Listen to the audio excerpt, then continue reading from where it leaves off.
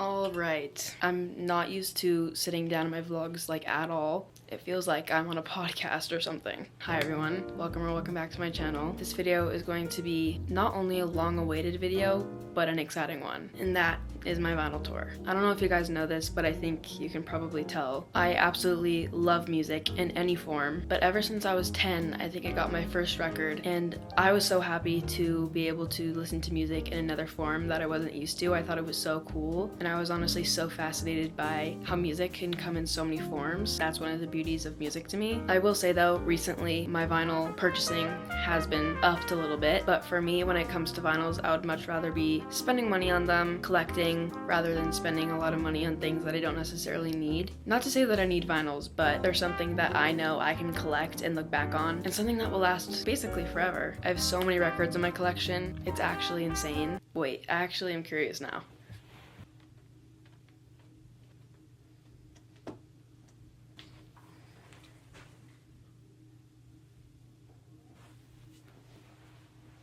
Okay, wow. I have 30 vinyls in total. Some may say it's a problem, I say it's a hobby. I've been procrastinating this video for way too long, so I think it's finally time. I got my giant Stanley of water because I know I will be talking a lot in this video, and let's get into it. I think I'm gonna start off with my most recent record purchase, Brat, but it's completely different. I made a video about this, so if you haven't watched it, definitely go watch that. It's me unboxing it. And I talked about how this vinyl has been one of my dream vinyls ever since I started. Well, not since I've ever started collecting. I started collecting before the album release, but I have been wanting this vinyl for so long, and to finally have it pressed on vinyl means so much to me. This album was summer a few years ago, and I feel like it's just very significant in my life. This is the remix version of the album, so it's just the remix tracks, but we got Ariana, Billy, Troy all on the same album. That's what I like to see, that's what the fans want. The front cover and the back cover is a very simple, iconic Brat lime green. And there is a gatefold. Here's kind of a better view at it. And this is a double LP, so the sleeves, I honestly don't really mind what the sleeves look like. It's not really something that you're even gonna see. Once you take the record out, you're never gonna see it. But of course, the pressing had to be a lime green. I don't think there would be any other way to do this. It did come with a lyric book, which is one of my favorite things. It's a very simple design, but it's Brat, so I will not be gatekeeping in this video. This vinyl is from Target. I got it online though because in my location it wasn't being sold in stores, so I had to get it shipped out, but it came really fast, so I'm not complaining. Next up, we have Ariana Grande's Eternal Sunshine. This is also a very recent addition to my collection. Another one of my dream vinyls. Life hack: if you ever want to get your vinyls for a cheaper price, not sponsored, but go on Amazon if you're a Prime member. Free shipping. I was gonna have to pay $10 for shipping if I ordered this on the official website, so I was like, maybe Amazon will have it. They did, and I got it for cheaper, so I'll take it. The cover's so pretty to me. This album just really speaks to me. The tones, the colors, the vocals, the songwriting, tracks, everything about it. The back has this really pretty photo in all the tracks. This is what the gatefold looks like. The photography on this album really paints the picture, and this is what the pressing looks like. It's a very ruby red vinyl. This vinyl actually feels a lot thicker than a lot of my other records. I don't really know if that's just me. Ariana is one of my favorite artists right now, so I'm so happy I was able to check off yet another dream vinyl. One day, I'll go to your show, if only the tickets weren't thousands of dollars.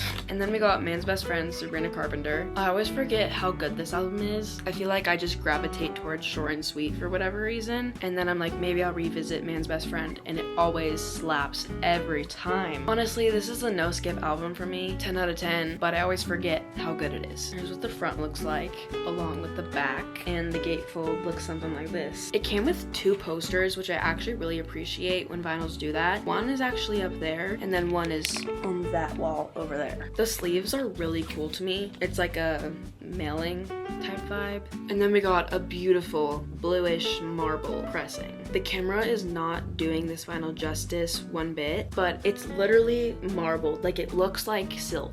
Oh, I wish my camera was doing it justice. It's so pretty. I wish you guys could actually see it. I love this album, and I do think it needs to go on tour. So, see you at the Man's Best Friend tour, Sabrina. Next up, we got Folklore by Taylor Swift. A common theme you're gonna see in this video is how much Taylor records I have. This is the Target edition, so it has an alternate cover. It is cool to kind of have a different album cover. The back kind of looks like this. I don't know if this is just me, but I really only listened to this album in August. I feel like the way she wrote all the songs just fits August. I don't know why. The gatefold has two really pretty photos, and so do the sleeves. I have some beef with this pressing, okay? I've seen creators talk about this when they're filming their vinyl tours. Target has this thing where sometimes when they collaborate with an artist, they decide they want to make the album pressing Target red. In some cases it works out perfectly, but in some cases like this one, I fear it does not. There was so much opportunity to like make a translucent pressing, gray pressing. Like, what went wrong here? I mean, I don't mind the color red, don't get me wrong. I just really like when the pressing actually matches the album. So Target, next time, let's not do that. Let's just not do this at all. Then we got yet another very recent addition to my collection. I got this a few weeks ago. You Seem Pretty Sad for a Girl So in Love. This album cover is so pretty to me. I don't know why. Here's what the back looks like. One detail I didn't notice when I first got the vinyl, the tracks are literally stitched into her dress. The gatefold is so pretty, and it has a very long message that I'm not even gonna try to read. I love when artists include little notes. I just find it so cool and so heartwarming to like know that so many people went into making an album. I also just love the overall embroidery stitching vibe of this album. It came with a poster. It's on my wall over there. The sleeves are kind of these painted pictures, which I find is really cool. When it comes to the pressing, it's a very simple white color, but I think it fits, so I'm not mad about it. Then we got one of my favorite albums, Hit Me Hard and Soft, Billie Eilish. I saw this album live and I feel like it just made me appreciate the album so much more. For some reason, when I listen to this album, I can like see it, which is why I really liked the tour, because it kind of matched that. Here's the cover. It's honestly insane to me that she was in the water for like 10 plus hours. Sorry if like pictures on this record don't show up. They're honestly kind of hard to see a little bit. Yeah, you really can't see that. The sleeves are kind of cool too. It has all the tracks and lyrics on them. And the pressing is this really cool bright orange. I spun this for the first time in a while today, and I thought it was really cool because to me, this summer is kind of orange. Like that's the color of the summer for me. Literally, my lamp over there is orange. This is definitely not the first Billie record you'll ever see in my collection, but it is probably my favorite. Then we got Tortured Poets. Like I said, Taylor holds a big power over my record collection. I love the cover so much. Same with the back. I'm scared to open this because I know what's about to happen.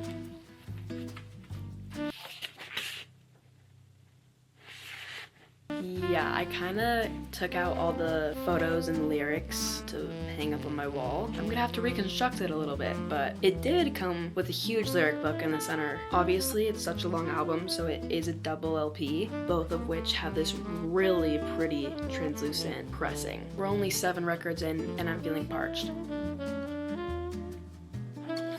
Happier Than Ever by Billie Eilish. For some reason, I know I have another one of these. I think I may have gotten duplicate birthday gifts, but both are the same, so I'm only gonna show you one. Here's what the gatefold looks like. It has all the lyrics. It's a double LP, and each sleeve has its own photos. The pressing is this really pretty cream color. It has a bit of marbling, but you wouldn't be able to tell on camera, but it is really pretty, and I feel like it matches the album so well. We got Red, Taylor's version. This is so hefty. It is heavy, which makes sense because it is a triple LP. I really like how she included some of the old Red photos in the album. There's literally 30 tracks on this album. Here's what the gatefold looks like. It has all the original lyrics to All Too Well, so that's pretty cool. Like I said, there's 3 pressings, so I'm only gonna go through one, which is a very standard black, but I honestly kind of love it. There's nothing wrong with a standard black vinyl. Next, we got 1989, Taylor's version. For a second, I forgot that it had seagulls on the cover because recently she changed it to clouds for Toy Story, but the cover,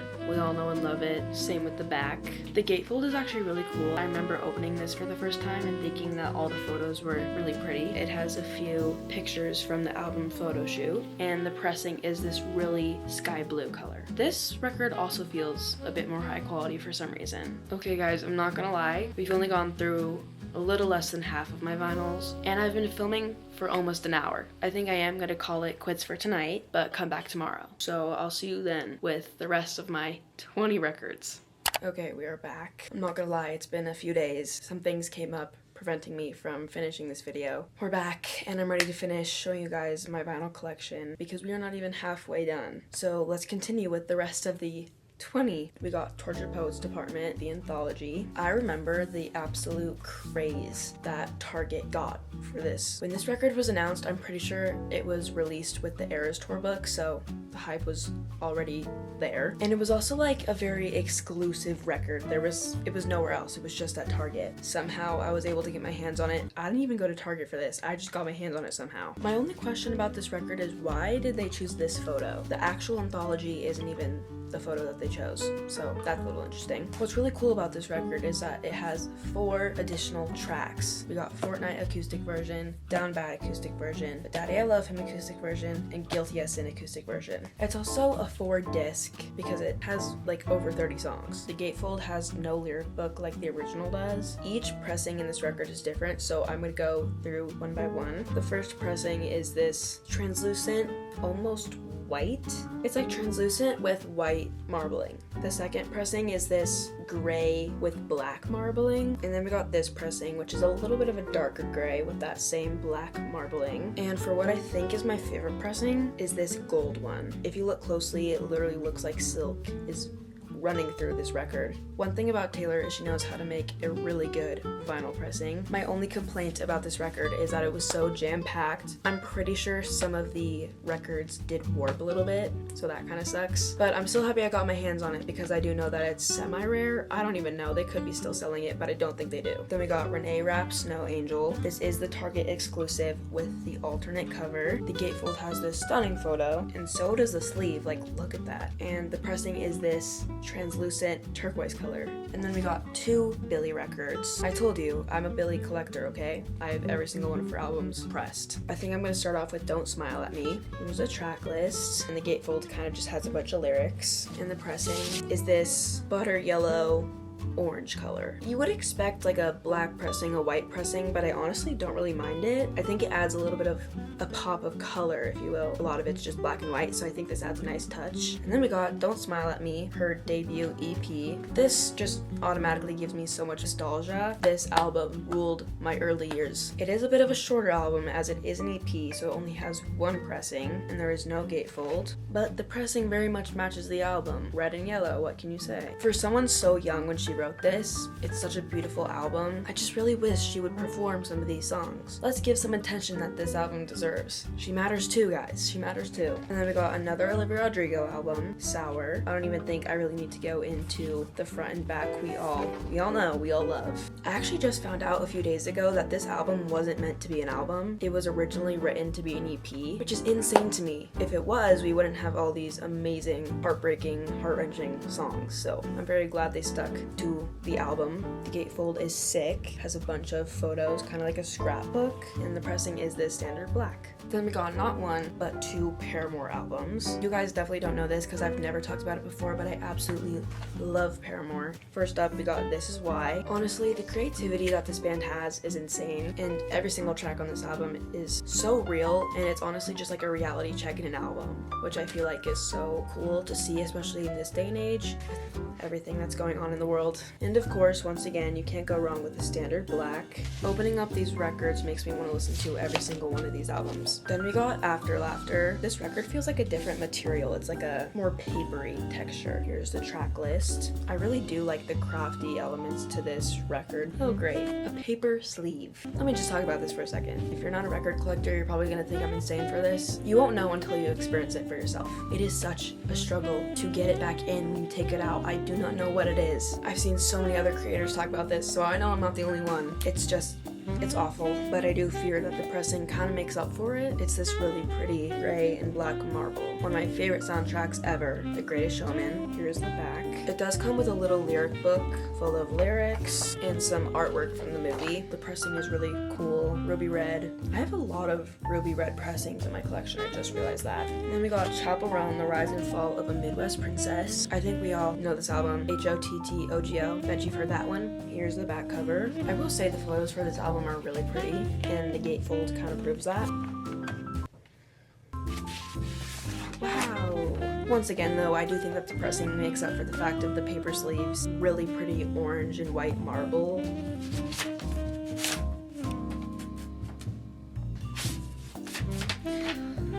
Please don't do this to me, just go in. See what I mean? And then the last one, at least for this section of vinyl in my room, is Role Model, Kansas Anymore, The Longest Goodbye. This is the deluxe version of Kansas Anymore. I honestly just really like this pressing because it has so much butter yellow incorporated into it, but the songs on this album are also so good. Writings on the Wall, Something, Somehow, Someday, yeah.